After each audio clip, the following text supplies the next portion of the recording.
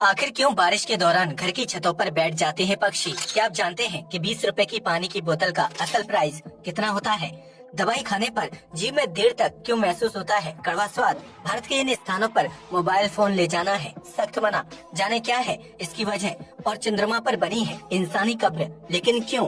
Facts इससे भी ज्यादा मजेदार है, बने रहिए वीडियो के अंत तक। नंबर 1, भारतीय ट्रेन में रोजाना सैकड़ों लोग सफर करते हैं, जिनमें बच्चों से लेकर युवा और बड़े बुजुर्गों का नाम शामिल है। ऐसे में बहुत से लोगों के मन में ये सवाल आता है कि ट्रेन में छोटे बच्चों के साथ सफर करने पर क्या उनका भी टिकट लगता है, और अगर हाँ तो इसके लिए रेलवे ने क्या नियम जारी किया है? दरअसल लोकल या सरकारी बस में 5 से 12 साल की उम्र वाले बच्चों का हाफ टिकट लगता है, लेकिन रेलवे में यह नियम बिल्कुल अलग है। अगर कोई माता पिता 5 साल या उससे कम उम्र के बच्चे के साथ सफर कर रहे हैं तो उसका कोई चार्ज नहीं लगेगा, लेकिन अगर माता पिता बच्चे की सहूलियत के लिए अलग से सीट या बर्थ बुक करवाते हैं तो इसके लिए उन्हें वयस्क के जितना पूरा टिकट देना होगा। यानी ट्रेन में बच्चे की हाफ टिकट का कोई नियम नहीं है। यह माता पिता पर निर्भर करता है कि वे अपने बच्चे को साथ लेकर फ्री में सफर करना चाहते हैं या फिर बच्चे की सुविधा का ध्यान रखते हुए अलग से सीट बुक करते हैं। वहीं 5 साल से ज्यादा उम्र के बच्चे को गोद में बैठाकर लंबा सफर तय करना काफी मुश्किल और थकान भरा होता है। लिहाजा ज्यादातर लोग लंबी दूरी तय करने के दौरान बच्चे के लिए अलग से सीट बुक करना पसंद करते हैं।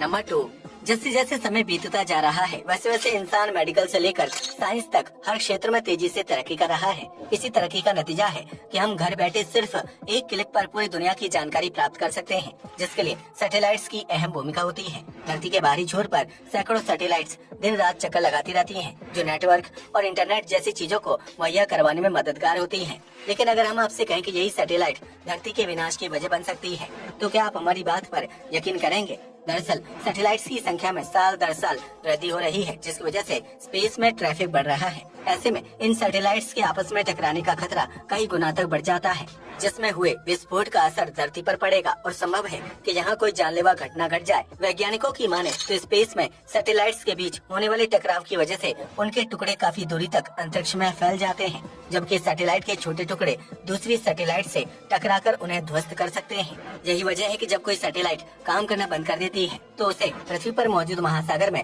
ध्वस्त किया जाता है। लेकिन जैसे जैसे अंतरिक्ष में सैटेलाइट की संख्या बढ़ रही है वैसे वैसे उनके आपस में टकराने या फिर स्पेस वॉर होने का खतरा भी बढ़ रहा है। अगर ऐसा कुछ होता है तो उससे मानव सभ्यता को काफी नुकसान झेलना पड़ेगा, और इसलिए कई जानकार सैटेलाइट्स को धरती का अंत बताते हैं। नंबर 3, इस पृथ्वी को खूबसूरत और जीवन योग्य बनाने में पक्षियों की अहम भूमिका है, जो खेतों में फसल तैयार करने में किसानों की मदद करते हैं और मिट्टी से खतरनाक कीड़ों को चुनकर खा जाते हैं। वहीं यह पक्षी आसमान में झुंड बनाकर उड़ना पसंद करते हैं, लेकिन जब कभी बारिश होती है तब यह पक्षी घर की छत या फिर पेड़ की टहनी पर बैठ जाते हैं। ऐसे में क्या आपने कभी सोचा है कि पक्षी बरसात के दौरान इस तरह का बर्ताव क्यों करते हैं? अगर नहीं तो आज इसके पीछे छिपी वजह को भी जान लीजिए। दरअसल बारिश के दौरान पक्षियों का आसमान में उड़ान भरना मुश्किल हो जाता है, क्योंकि पानी की तेज बूंदें सीधा उनकी आंखों पर पड़ती हैं और इस वजह से विजिबिलिटी बिल्कुल 0 हो जाती है। ऐसे में अगर पक्षी बारिश के दौरान हवा में उड़ान भरेंगे तो उनका किसी बिल्डिंग या पेड़ से टकराने का खतरा बढ़ जाएगा। इसके अलावा बारिश की वजह से पक्षियों के पंख गीले हो जाते हैं, जो आसानी से फैलते नहीं है, और नहीं पक्षी पंखों को सही से फड़फड़ा पाते हैं। इस वजह से पक्षियों के लिए बारिश के दौरान उड़ान भरना मुश्किल हो जाता है, क्योंकि पंखों को बिना पूरी तरह से खोले पक्षी अच्छी तरह से उड़ान नहीं भर सकते हैं। यही वजह है कि बारिश के दौरान पक्षी घर की छतों पर या फिर पेड़ की टहनियों पर बैठ जाते हैं और बारिश रुकने का इंतजार करते हैं, ताकि वे अपने घोंसलों तक सुरक्षित पहुंच सकें। नंबर 4, कई लोग घर से बाहर निकलने पर पानी की बोतल साथ रखना भूल जाते हैं, जिसकी वजह से उन्हें मार्केट या दुकान से पानी की बोतल खरीदनी पड़ती है। आमतौर पर बिसलरी की एक पानी की बोतल 20 रुपए में आती है, जबकि अन्य ब्रांड्स ने अपने लेवल के हिसाब से पानी की बोतल का प्राइस फिक्स किया हुआ है। लेकिन क्या आप जानते कि जिस बोतल को आप 20 रुपए में खरीदते हैं उसकी असल कीमत कितनी होती है? अगर नहीं तो हम आपको बता दें कि प्लास्टिक की बोतल बनाने का खर्च 80 पैसे होता है, जबकि 1 लीटर पानी की कीमत 1 रुपया 20 पैसे होती है। लेकिन इस पानी को विभिन्न प्रक्रियाओं से गुजारा जाता है ताकि उसे साफ और प्योरीफाई करके पीने लायक बनाया जा सके। ऐसे में साफ पानी की कीमत 3 रुपए 40 पैसे हो जाती है, जबकि बोतल की पैकेजिंग आदि में 1 रुपए का अतिरिक्त खर्च आता है। इस तरह एक सामान्य 20 रुपए की पानी की बोतल को तैयार करने में कुल मिलाकर 6 रुपए 40 पैसे की लागत आती है, जबकि मार्केट में उस बोतल के लिए ग्राहक से 14 रुपए एक्स्ट्रा वसूल किए जाते हैं। इस बात से पता चलता है कि बोतल बंद पानी बेचने वाली कंपनियां हर साल कितने रुपए का मुनाफा कमाती हैं, जबकि सील पैक पानी की क्वालिटी उतनी भी अच्छी नहीं होती है जितना इन कंपनियों की तरफ से दावा किया जाता है। भारत में बीते कुछ सालों से सील पैक पानी बेचने वाली कंपनियों की संख्या में काफी ज्यादा इजाफा हुआ है, जबकि सरकार की तरफ से 5000 से अधिक कंपनियों को पानी बनाने और बेचने का लाइसेंस जारी किया गया है। लेकिन असल में प्लास्टिक की बोतल का पानी इंसानों के लिए कितना लाभदायक है, इस बारे में कोई भी सटीक जानकारी नहीं रखता है।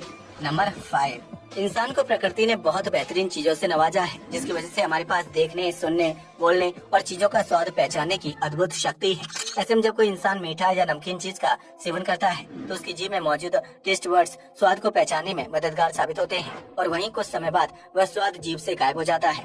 लेकिन जब कभी इंसान कड़वी दवाई या फिर करेली जैसी चीज का सेवन करता है तो उसका कड़वा स्वाद थोड़ी देरी से महसूस होता है। ऐसे में क्या आपने कभी सोचा है कि इंसान को कड़वा स्वाद देरी से पता क्यों चलता है? अगर नहीं तो हम आपको बता दें कि इसके लिए भी हमारी जीभ जिम्मेदार होती है। दरअसल इंसान की जीभ में 4 प्रकार की स्वाद कलियां होती हैं, जो मीठा, कड़वा, नमकीन और खट्टे स्वाद को पहचानने का काम करती हैं। ऐसे में जीभ का सबसे अंतिम भाग यानी वह हिस्सा जो फूड पाइप के नजदीक होता है, उसमें कड़वा स्वाद पहचानने वाले बर्ड्स यानी कलियां होती हैं। जब कोई इंसान दवाई या करेले का सेवन करता है तो उस खाद्य पदार्थ को जीभ के अंतिम भाग तक पहुंचने में समय लगता है। ऐसे में जब खाद्य पदार्थ जीभ के अंतिम भाग तक पहुंचता है तो फिर उसके ऊपर मौजूद टेस्ट बर्ड्स कड़वे स्वाद की पहचान करके उसका सिग्नल दिमाग को भेजती है और फिर हमें पता चलता है कि खाद्य पदार्थ कड़वा है। यही वजह है कि दूसरे खाद्य पदार्थों के मुकाबले कड़वी चीजों का स्वाद देरी से महसूस होता है, जबकि उस स्वाद का असर भी मुंह पर ज्यादा देर तक रहता है। आपको बता दें कि इंसान की जुबान पर हर 10 दिन बाद नए टेस्ट बर्ड्स बनते हैं, जबकि पुराने टेस्ट बर्ड्स खत्म हो जाते हैं। वहीं जैसे जैसे इंसान की उम्र बढ़ती जाती है वैसे वैसे उसकी जीभ पर नए टेस्ट बर्ड्स बनने की प्रक्रिया धीमी हो जाती है और इस वजह से बुजुर्गों को जल्दी से स्वाद का अंदाजा नहीं लग पाता है। नंबर 6, आज के आधुनिक समय में मोबाइल फोन के बिना रह पाना किसी भी इंसान के लिए संभव नहीं है, क्योंकि यह हमारी जिंदगी का अहम हिस्सा बन चुका है। ऐसे में ज्यादातर लोग बाहर घूमने के दौरान या फिर अपने स्पेशल मोमेंट्स कैप्चर करने के लिए मोबाइल फोन का इस्तेमाल करते हैं, जिसकी वजह से मंदिर और धार्मिक स्थानों पर भी मोबाइल फोन पर रील और वीडियो बनाना बहुत ही सामान्य हो गया है। लेकिन भारत में कुछ ऐसे मंदिर और स्थान भी मौजूद हैं जहां मोबाइल फोन ले जाने पर सख्त पाबंदी है। इस लिस्ट में तमिलनाडु का नाम सबसे ऊपर आता है, जहां किसी भी मंदिर या फिर धार्मिक स्थान में मोबाइल फोन ले जाने पर सख्त पाबंदी है। इस नियम को साल 2022 में लागू किया गया था, क्योंकि तमिलनाडु सरकार का मानना है कि मंदिर और धार्मिक स्थानों पर शुद्धता, पवित्रता और शालीनता जरूरी है। ऐसे में अगर श्रद्धालु मोबाइल फोन लेकर मंदिर परिसर में जाते हैं तो वह फोटोग्राफी और वीडियोग्राफी में व्यस्त हो जाते हैं, जबकि उनका ध्यान भक्ति से भटक जाता है। इस वजह से अन्य श्रद्धालुओं को भी समस्या का सामना करना पड़ता है। इसलिए तमिलनाडु के मंदिरों में सेल फोन पर पाबंदी है। ठीक इसी प्रकार दिल्ली में स्थित अक्षरधाम मंदिर में भी मोबाइल फोन ले जाना प्रतिबंधित है, जिसकी वजह से मंदिर में प्रवेश करने वाले श्रद्धालुओं के मोबाइल फोन बाहर गेट पर ही जमा करवा लिए जाते हैं। इतना ही नहीं, अयोध्या में स्थित राम जन्मभूमि यानी राम मंदिर में भी मोबाइल फोन ले जाना प्रतिबंधित है, जबकि अभी मंदिर बनने का काम जारी है। नंबर 7, धरती का चंद्रमा कई मायनों में हम इंसानों के जीवन के लिए अहम है, लेकिन क्या आप जानते हैं कि चंद्रमा की सतह पर एक इंसान की कब्र भी मौजूद है? इस बात की जानकारी बहुत ही कम लोगों को है, लेकिन हम आपको बता दें कि चंद्रमा की सतह पर महान वैज्ञानिक यूजीन मर्ले शूमेकर की कब्र मौजूद है। वैज्ञानिक यूजीन वही शख्स हैं जिन्होंने कई अंतरिक्ष यात्रियों को ट्रेनिंग दी थी, जबकि उन्हें कोलोराडो में यूरेनियम की खोज करने का श्रेय भी दिया जाता है। लेकिन एक सड़क दुर्घटना में वैज्ञानिक यूजीन की अचानक मौत हो गई थी, जिसके बाद अमेरिकी स्पेस एजेंसी नासा ने चंद्रमा पर उनकी कब्र बनाने का फैसला किया था। ऐसे में वैज्ञानिक यूजीन के शव को अंतिम संस्कार प्रक्रिया के तहत जलाया गया था, जिसके बाद उनकी अस्थियों को चंद्रमा में ले जाकर दफनाया गया था। यह नासा का अपना तरीका था, जिससे वह वैज्ञानिक यूजीन को सम्मानित करना चाहता था, जिन्होंने स्पेस की दुनिया को समझने में नासा और उसके वैज्ञानिकों की मदद की थी। यह अस्थियां आज भी चंद्रमा की सतह पर मौजूद है, जिन्हें वैज्ञानिक यूजीन की कब्र कहा जाता है। आज के लिए बस इतना ही। वीडियो पसंद आया हो तो इसे लाइक और शेयर करें। धन्यवाद।